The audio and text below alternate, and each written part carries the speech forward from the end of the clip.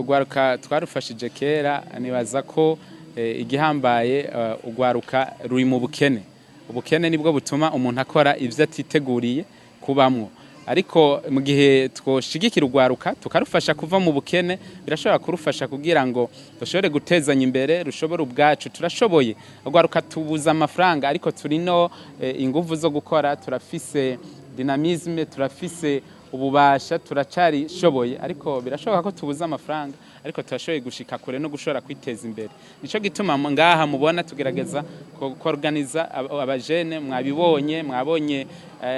ibintu bitandukanye hako baja muri ivyo bituma abantu babesplata canke hako baja mu bikorwa biyayura umutwe canke bibononera ubuzima turabafasha kugira ngo bashobore ubwabo gutezanya imbere hagati yabo ico umuntu ashoboye akagifashisha uwundi kugira ngo dushobore kubakana no kubaka igihugu tuve mu ngendo yo kwama twigishwa ibintu byo guducanishamwe ariko dushire imbere ingendo yo kugira na cyane murazi yuko mu bihe